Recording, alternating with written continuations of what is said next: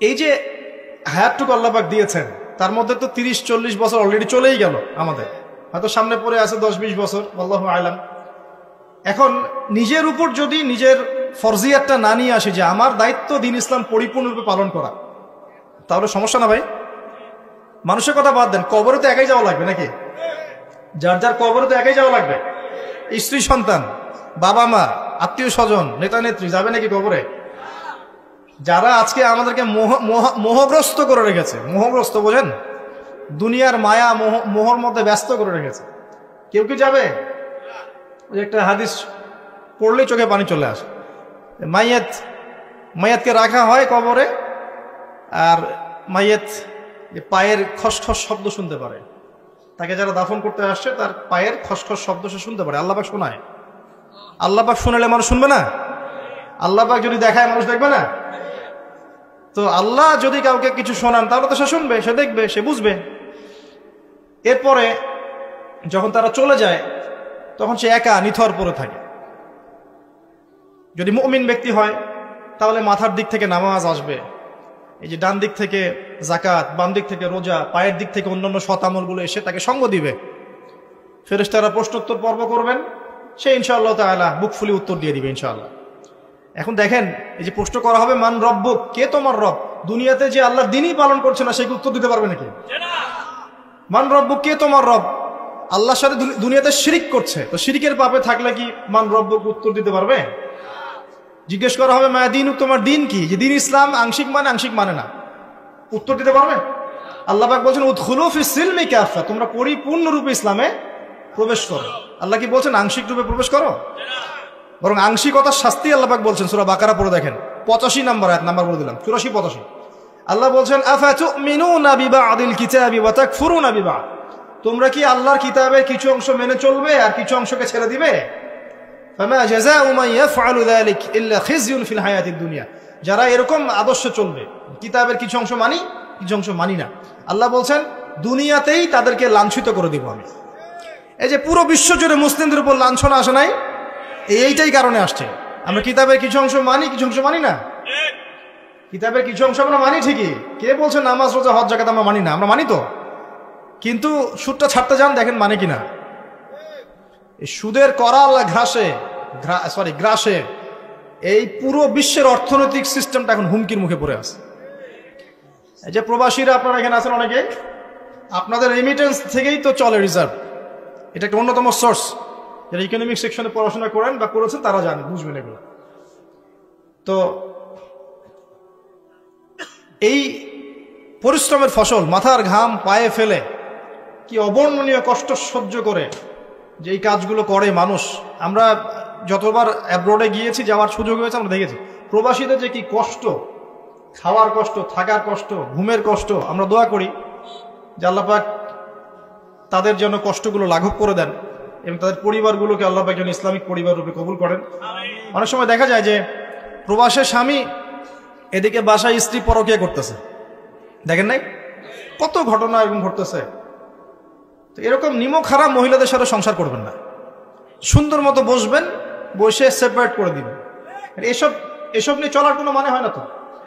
আপনি প্রবাসে গিয়ে মাথার ঘাম পায়ে ফেলে রেমিটেন্স পাঠান, টাকা পাঠান, আপনার টাকা দিয়ে পরিবার চলে, সমাজ কল্যাণমূলক কাজ হয়, দেশের জিডিপি বাড়ে, রিজার্ভ বাড়ে। আপনার পরিবারের বউ এসে এই কাজ করবে, শান্তভাবে বসে চুপচাপ ছেড়ে দিন, দরকার নাই। দুনিয়াতে একটা শিক্ষা নিয়েছি, দুনিয়ার শিক্ষা হচ্ছে দুষ্ট গরুর চেয়ে শূন্য গোল অনেক ভালো। দুষ্ট গরুর চাইতে শূন্য গোল অনেক ভালো। আর মানুষ যখন আল্লাহকে পেয়ে যায়, হ্যাঁ, মানুষ যখন আল্লাহকে পেয়ে যায় তখন সে দুনিয়ার আসল বাস্তবতা বুঝতে পারে, দুনিয়া কি জিনিস। আলী রাদিয়াল্লাহু আনহুর একটা বই পড়ছিলাম, উনার যে মানে দর্শনগুলা, উনার যে মানে চিন্তাভাবনাগুলো, উনার কিছু লেখা ছিল, কিন্তু এগুলো সব জায়গায় আসে নাই। এই বইগুলো সবাই পায় না, কিন্তু রেয়ার বই। তো ওখানে দুনিয়ার এক্সাম্পল দিচ্ছেন উনি বলছেন দুনিয়া এমন জায়গা যেখানে কেউ যদি ডুব দেয়, সমুদ্রে ডুব দেওয়ার মতো জাস্ট ডুব দেয়, তাহলে তার আমল, যত নেক আমল, সব আমল কমে আসবে। এটা কিন্তু বাস্তব। দুনিয়াতে ডুব দিবেন আপনি, দেখবেন আপনার নেক আমলগুলো কমে আসতেছে। তিনি বলছেন দুনিয়া হচ্ছে সাপের মতো। কেমন? সাপের মতো, ধরতে নাকি খুব সফট লাগে, ধরতে খুব স্পর্শ করতে সফট মনে হয়, কিন্তু এর বিষ যদি একবার ঢুকে দেয় শরীরে আর রেহাই নাই। কথাগুলোর গভীরতা অনেক। এক জায়গায় লিখছেন উনি যে আমি দুই শ্রেণীর মানুষকে নিয়ে খুব সমস্যা আছে। এক শ্রেণী হচ্ছে যারা জাহেল আবেদ, মানে ইবাদত করে, অনেক ইবাদত করে কিন্তু জাহেল, জ্ঞান নাই কিন্তু ইবাদত করে, এদেরকে নিয়ে আমি খুব সমস্যা আছে। আর এক শ্রেণী হচ্ছে যারা ব্যক্তিত্বহীন আলেম, এদেরকে নিয়ে আমি সমস্যা আছে। আলেম কিন্তু কোনো ব্যক্তিত্ব নাই, এই জন্য মানুষ তার কাছে আসে না, দূরে সরে যায়। ব্যক্তিত্বহীনতার কারণে অনেক আলেম থেকে মানুষ দূরে সরে যায়, কিন্তু একজন আলেম যদি ব্যক্তিত্বশীল হয় মানুষ তার কাছে আসে। খেয়াল করে দেখবেন। তো উনি বলছেন আমি এই দুই শ্রেণীর মানুষকে নিয়ে সমস্যা আছে, আর পড়তে শুরু করলে মনে হয় যে পড়তেই থাকি।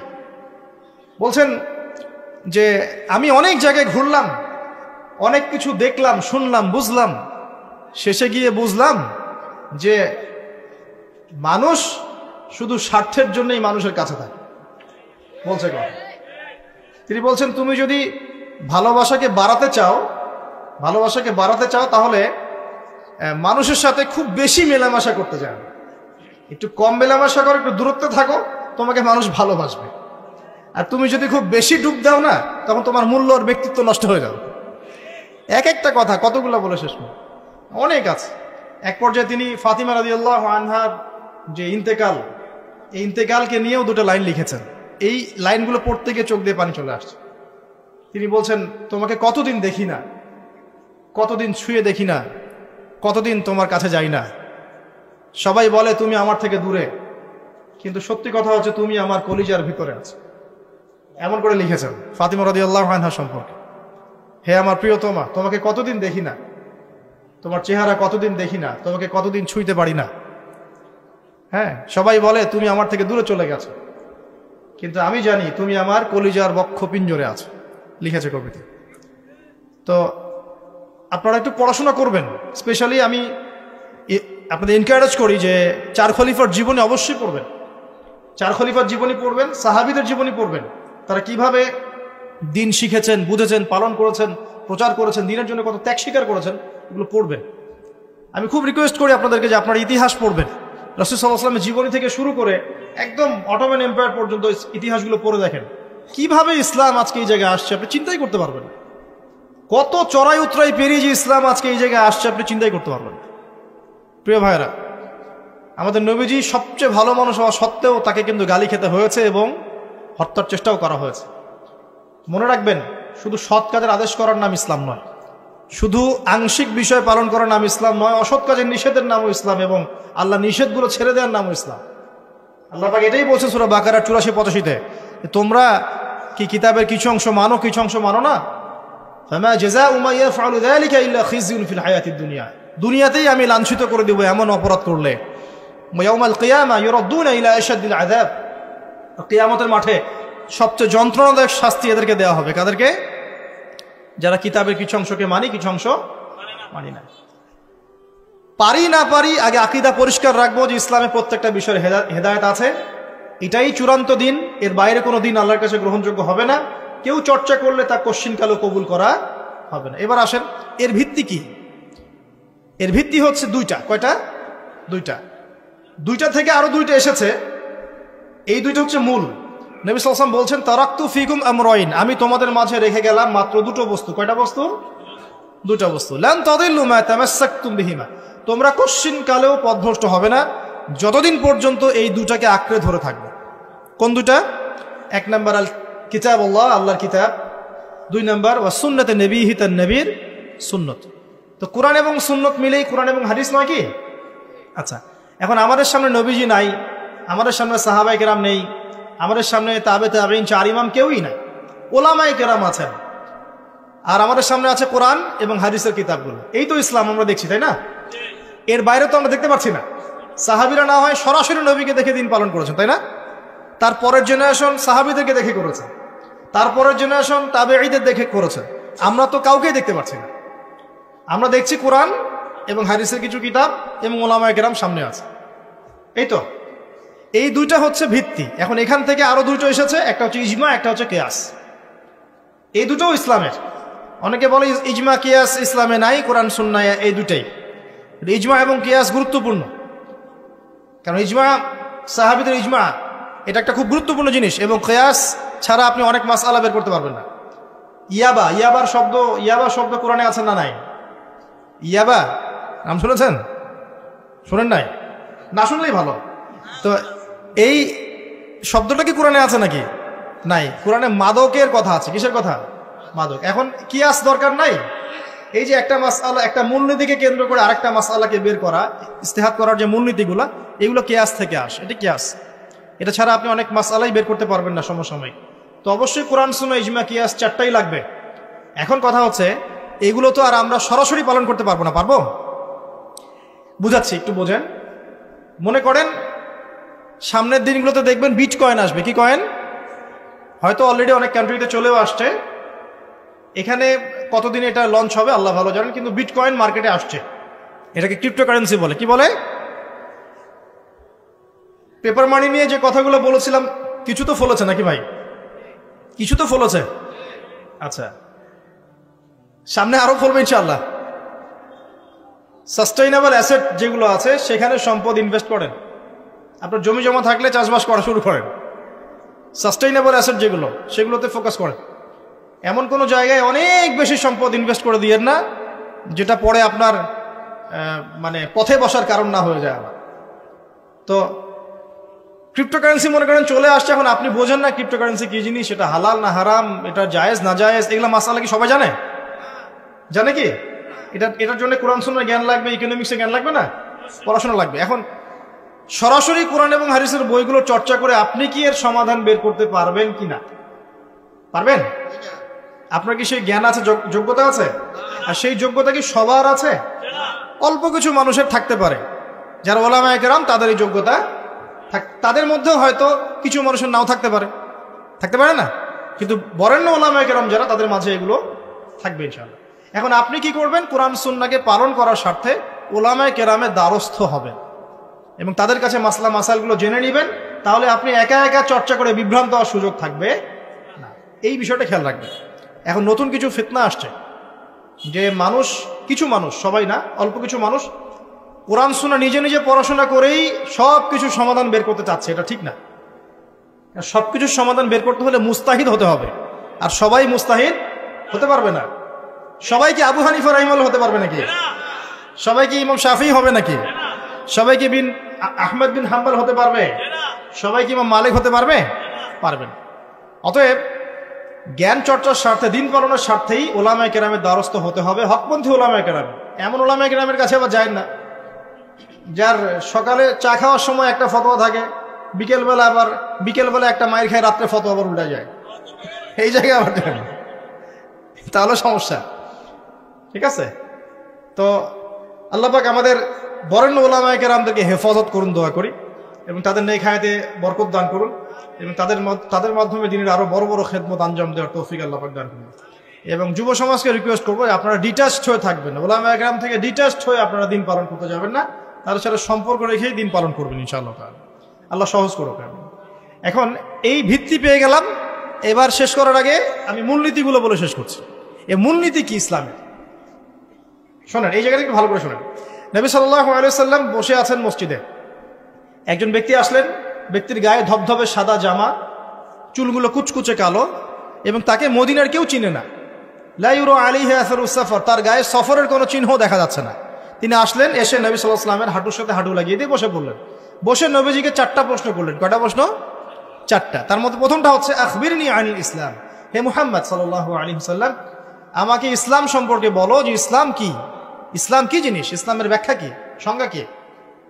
নবীজি বলছেন সাল্লাল্লাহু আলাইহি ওয়াসাল্লাম, আর ইসলাম হচ্ছে আন তাশহাদা লা ইলাহা ইল্লাল্লাহ, তুমি সাক্ষ্য দিবে যে আল্লাহ ছাড়া কোনো ইলাহ নাই, ওয়া আন্না মুহাম্মাদান আবদুহু ওয়া রাসূলুহু, এবং মুহাম্মদ সাল্লাল্লাহু আলাইহি ওয়াসাল্লাম আল্লাহর বান্দা এবং রাসূল। এটা 1 নাম্বার ইসলামের ভিত্তি। এটা নাম্বার 1 হলো কালিমা।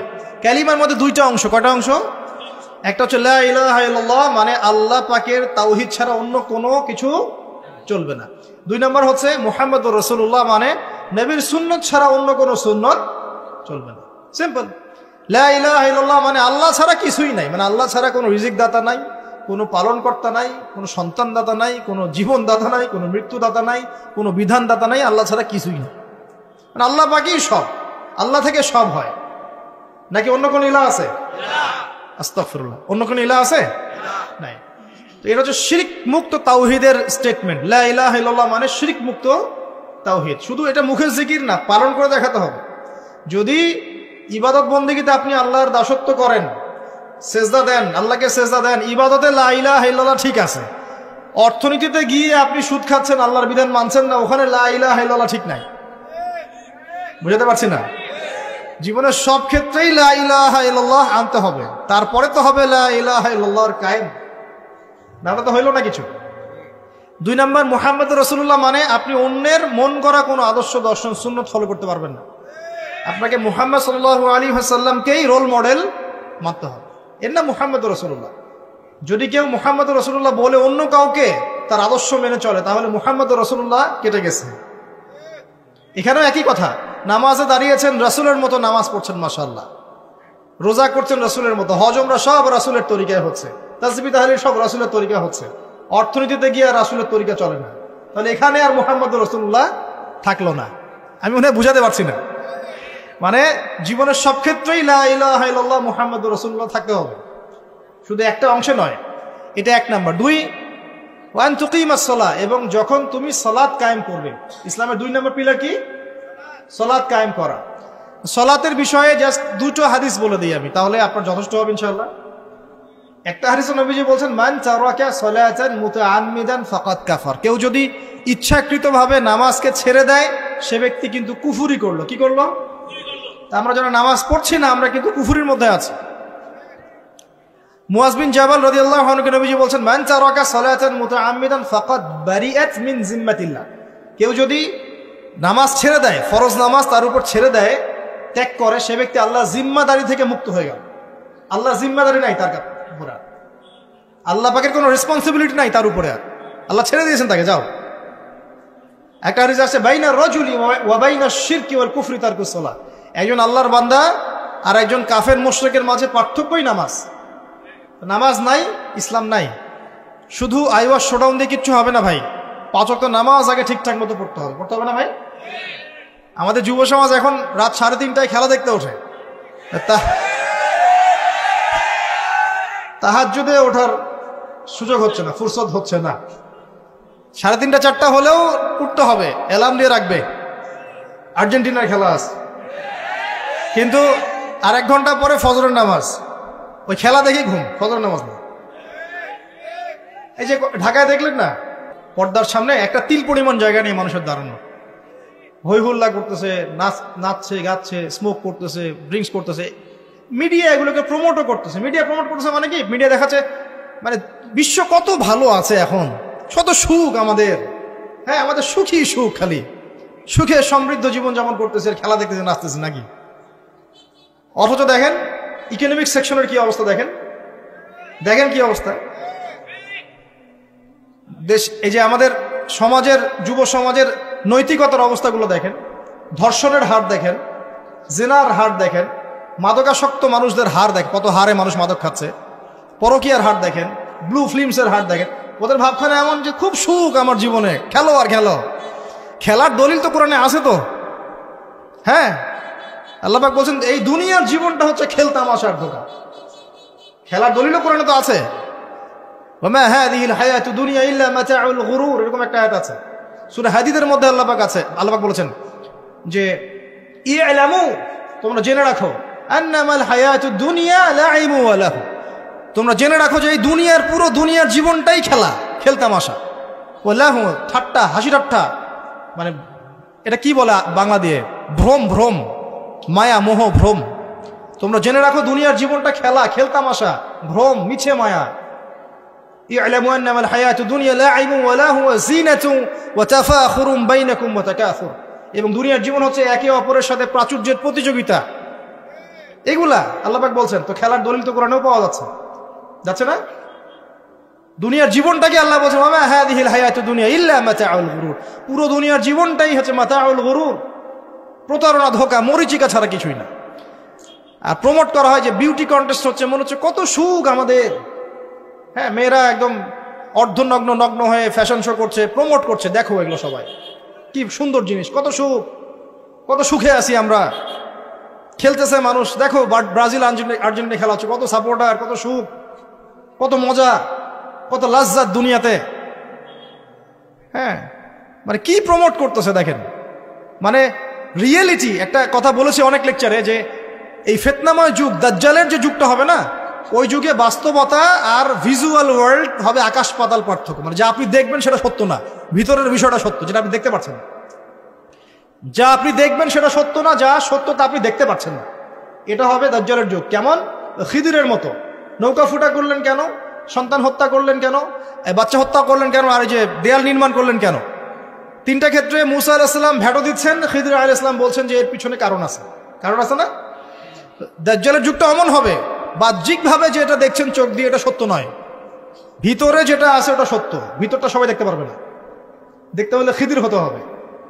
ভিতরটা হচ্ছে যে সমাজ তো ডিস্ট্রয়েড, ম্যাসাকার হয়ে গেছে, সমাজের কাঠামোই ভেঙে গেছে আমাদের। এখন নারী পুরুষের যে ফাংশন চেঞ্জ হয়ে গেছে, ধর্ষণের হার দিন দিন বেড়ে গেছে, ইফটিজিং বেড়েছে, বেপরদামি বেড়েছে, নগ্নতা বেড়েছে, মাদক বেড়েছে, পরকীয়া বেড়েছে, কচি কচি বাচ্চা কাচ্চা মেয়েগুলোকে ধরে ধরে ধর্ষণ করা হচ্ছে। সমাজের কাঠামোই চেঞ্জ হয়ে গেছে, সমাজের সমকামিতা বেড়েছে, প্রচুর সমকামী, খেলতামাশা, দুনিয়ার জীবনটা খালি খেলতামাশা। আর আমাদের এই যুব সমাজ, যাদের হাতে ইসলামের ভবিষ্যৎ আছে, ওদেরকে এইদিকে মোহাগ্রস্ত করে রেখে দেওয়া হচ্ছে। এরা নামাজ পড়ে না, কোরআন তেলাওয়াত করে না, আলেম ওলামার সাথে কোনো সোহবত নাই, কোনো সম্পর্ক নাই, হাদিসের কিতাব নাই বাসায়, দাড়ি নাই, ইসলামিক লেবাস পোশাক নাই, ইসলামিক মূল্যবোধ নৈতিকতা নাই, আল্লাহ রাস্তায় সময় দেওয়ার কোনো মানসিকতা নাই। এই যুবক ছেলেপেলেগুলো কিনে নাচতেছে মিডিয়া। কি করবে এরা দেশের জন্য? যারা এরকম অন্য একটা রাষ্ট্র, যে রাষ্ট্র আমাকে চিনেই না, ওর খেলায় সে হুজুকে লাফায়, এ দ্বারা রাষ্ট্রের উন্নয়ন হবে নাকি? আজীব কথা বলেন, এইসব লোকজন দ্বারা রাষ্ট্রের উন্নয়ন হবে নাকি? যখন আমরা এই খেলতামাশায় ব্যস্ত আছি, দেখবেন পশ্চিমারা ঠিকই ওদের উদ্দেশ্য বাস্তবায়ন করছে। আমরা যে ইসলামটা ফলো করতেছি এটা পশ্চিমাদের শেখানো ইসলাম, আমরা রাসূলুল্লাহ সাল্লাল্লাহু আলাইহি ওয়াসাল্লামের শেখানো ইসলাম ফলো করতেছি না। আমার স্ট্রেট কাট কথা একদম, আমরা যে ইসলামটা ফলো করতেছি এটা হচ্ছে পশ্চিমাদের শেখানো ইসলাম। রাসূলুল্লাহ সাল্লাল্লাহু আলাইহি ওয়াসাল্লাম ইসলাম ফলো করলে আজকে আমাদের অবস্থাগুলো হতো না। আল্লাহ পাক আমাদেরকে বোঝার তৌফিক দান করুন। আমি শুধু ফাযাক্কির ইন্নামা আনতা মুযাক্কির, আল্লাহ পাক যে বলেছেন তুমি উপদেশ দাও, তুমি শুধু উপদেশ দাতা, লাস্তা আলাইহিম বিমুসাইতির, কারো প্রতি তুমি দারোগা নাও, আমরাও কারো প্রতি দারোগা নই। কিন্তু পুরো বিশ্বের প্রেক্ষাপটটাকে কোরআন সুন্নাহ দিয়ে ব্যাখ্যা করার দায়িত্ব আমাদের।